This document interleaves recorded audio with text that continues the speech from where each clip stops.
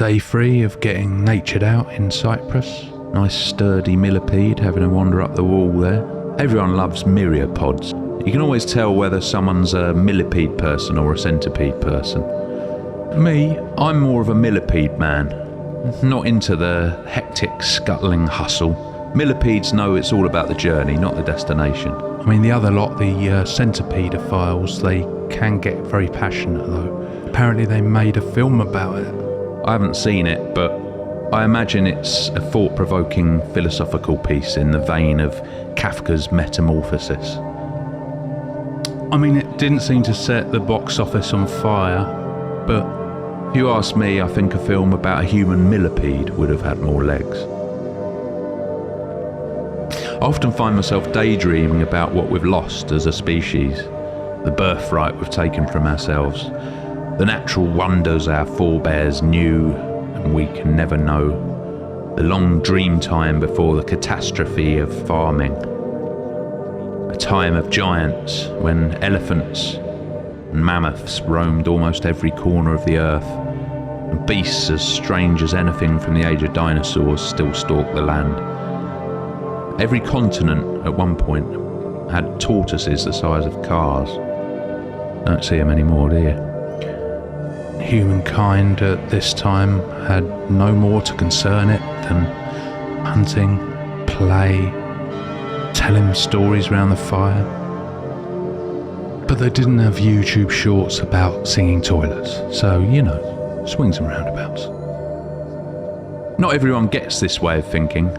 A little while back, I was staring into the distance on hilly fields, all stately and pensive, a tear in my eye, a bit like that Native American guy, you know, in the picture saying, "One day we'll find out we can't eat money."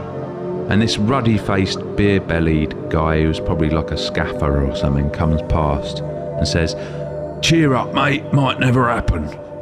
And I just glared at him and I shouted. The Chinese paddlefish was officially declared extinct today. Show some respect. A unique branch of life going back 100 million years, snuffed out just like that. And he did a funny face and just sort of hurried off. I do get it, you know, life's a tough old game. We all have different priorities. Some may say I should worry a bit more about getting a decent haircut or making sure my shoelaces are done up properly, rather than worrying about the global dearth of elephants. But I can't help it. It's sad. Not so long ago, all of the major islands of the Med, Cyprus being one of them, would have been home to adorable little miniature elephants and hippos. Can you imagine it? Herd of elephants about 1 metre high, having a little wander along the beach. Baby about the size of a terrier hanging onto its mum's tail with its tiny trunk, maybe stopping to have a munch on the low-hanging branch of a wild olive tree or something like that. What an amazing sight that would have been. But when humans first arrived on Cyprus, they killed them all. So anyway, I'm here for my 3rd day of snorkeling offshore again, back in the beautiful blue Mediterranean. One thing that's really interesting about the seas around here is the number of species that have actually migrated across the Suez Canal from the Red Sea and taken up home here. Very exotic species like lionfish and pufferfish, cornetfish, and it's really interesting to see. Who's this motley crew loitering about on the boulders then?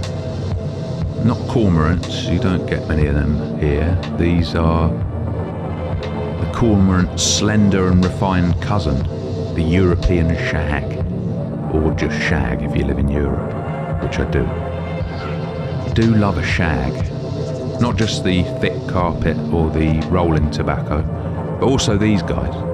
The closest thing we've got to seeing a pterodactyl.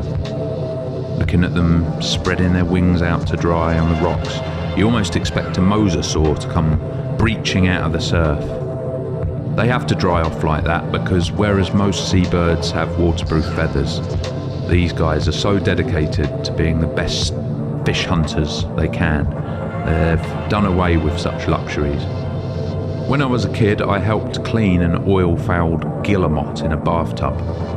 I was telling this mate from school, Matt, all about it, and he just said, "Why'd you love birds so much? Birds are blithering beaked birks." And I told him that birds are actually dinosaurs. We'd just got back from watching Jurassic Park for the third time, and he seemed well into it. So I said, "Birds are basically modern-day velociraptors." And he goes, "Well, I bet they were right, feathery plums and all." And then he got me in a headlock and wouldn't let me go until I'd called my cockatiel a div. I think about that a lot. Life's too short to hold grudges though. I'd love to ring him up and tell him it's all water under the bridge. But I saw on Facebook that he had died in a forklift accident in Southwick, unfortunately.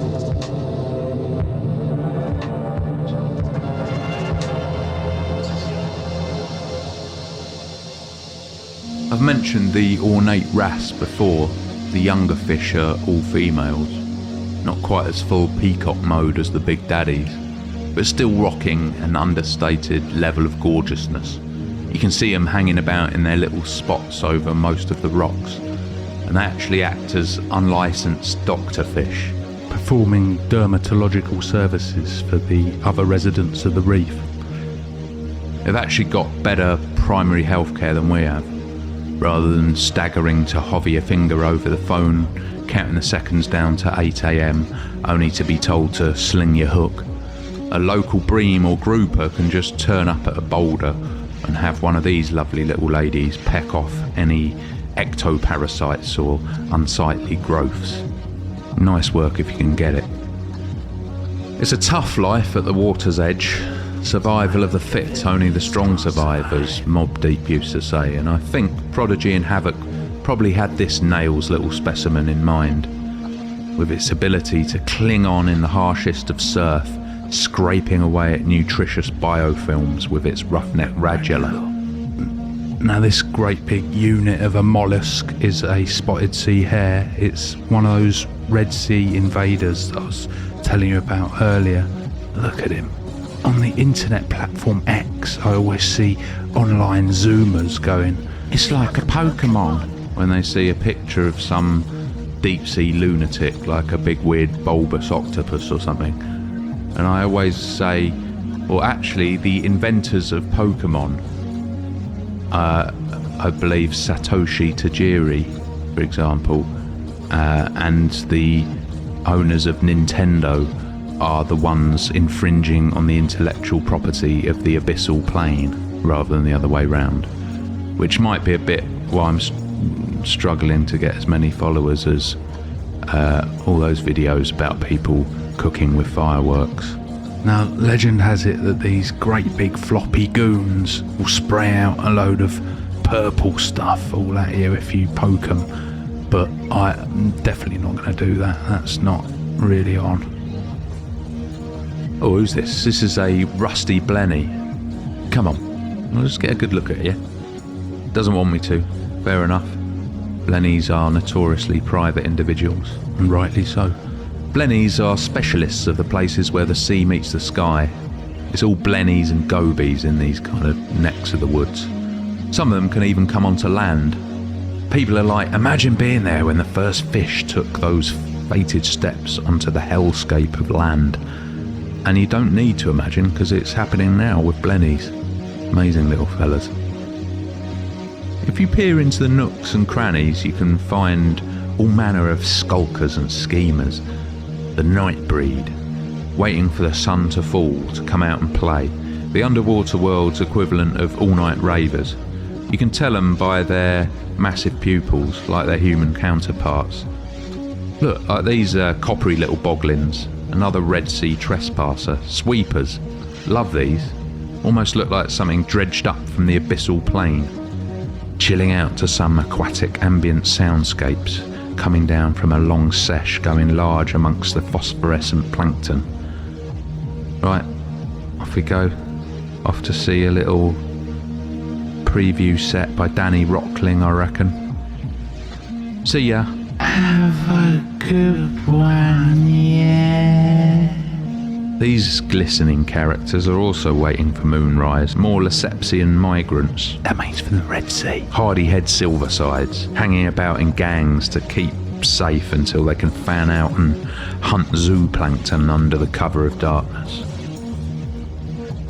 Great little fellas. Well, I'm gonna have to head back now. That was another cracker of a snorkel adventure. I think I probably need to come back for at least one more just to see everything I want to see. So I hope you can join me. See you next time.